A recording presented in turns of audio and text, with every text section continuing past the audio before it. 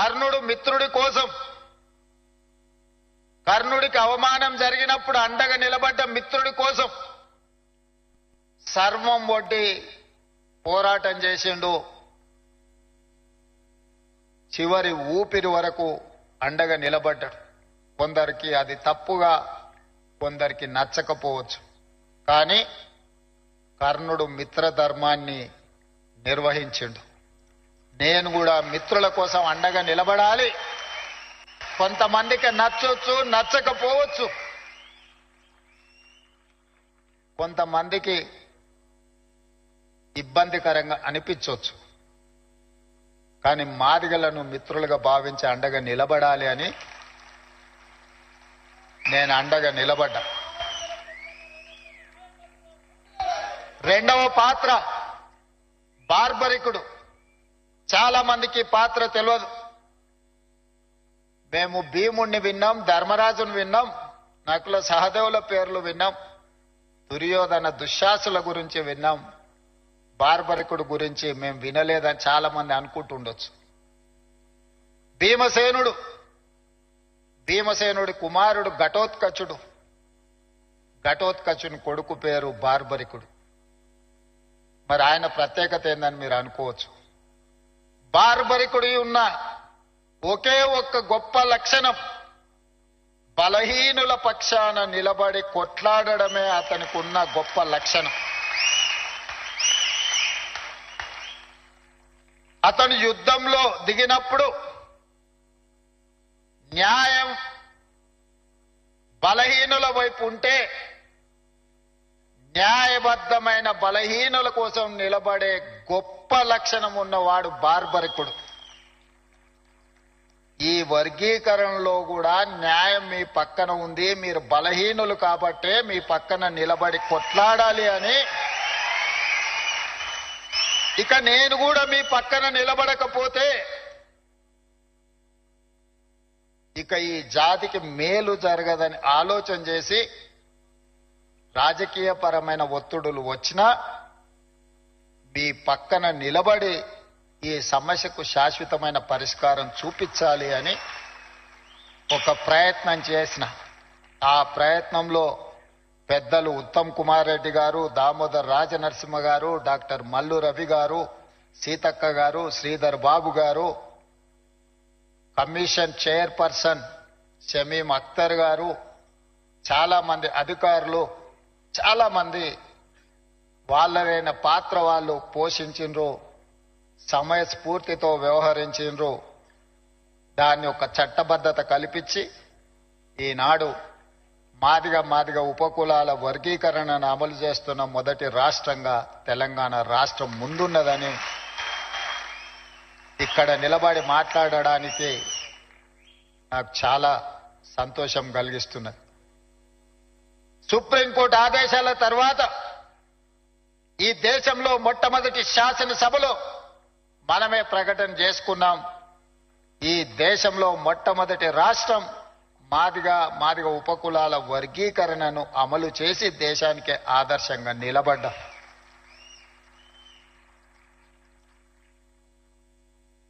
వర్గీకరణ అన్ని సమస్యలకు పరిష్కారం చూపించిందా అంటే చూపించకపోయి ఉండొచ్చు. మిగతా సమస్యలు ప్రొఫెసర్ కాసిం గారు చాలా విషయాలు ప్రస్తావించారు.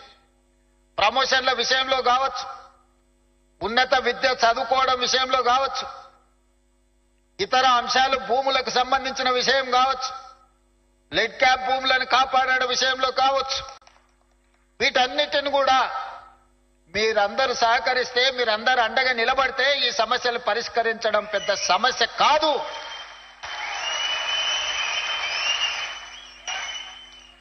ముందుకు నేను వెళ్ళి సమస్యను పరిష్కరించడానికి ప్రయత్నం చేస్తున్నప్పుడు వెనక నుండి జరిగే దాడిని మీరు అడ్డుకోగలిగితే ఈ సమస్యకు పరిష్కారం దొరుకుతుంది. మీ అందరికి ఉన్నట్టే నాకు 2 చేతులు 2 కళ్ళు మాత్రమే ఉన్నాయి. పని చేసే ముందుకే చూస్తాను, ముందుండే పనుల్ని చేస్తాను. కానీ వెనక నుంచి జరిగే దాడిని నేను చూసుకోలేను. కాబట్టి మీ జాతి అండగా నిలబడితే ఈ సమస్యకు పరిష్కారం దొరుకుతుంది.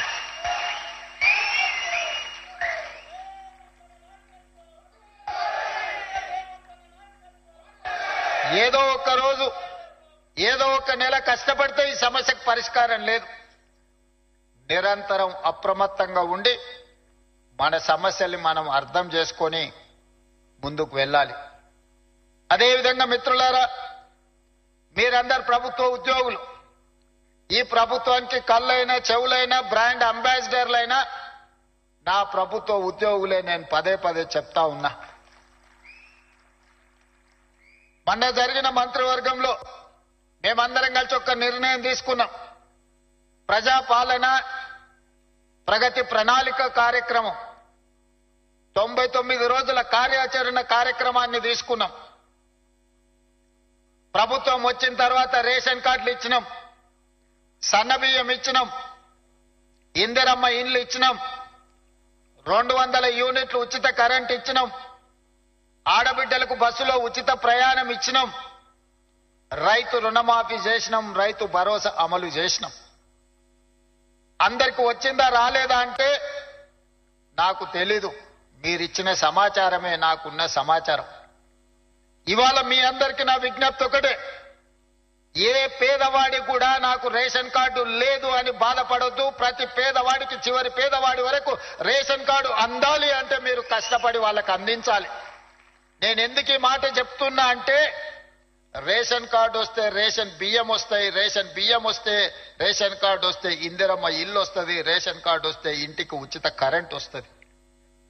ఇవాళ రేషన్ కార్డు కోసమైనా, సన్న బియ్యం కోసమైనా, ఇందిరమ్మ ఇల్లు కోసమైనా, 200 యూనిట్లు ఉచిత కరెంటు కోసమైనా ఎవరు ఎదురు చూస్తున్నారయ్యా అంటే అత్యధికంగా మీ జాతి బిడ్డలే ఎదురు చూస్తున్నారు.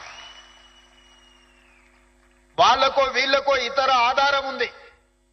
ఏ ఆధారం లేని జాతి ఈరోజు ఇంకా సమాజంలో అత్యంత వెనుకబాటుతనాన్ని అనుభవిస్తున్నది మీ జాతి.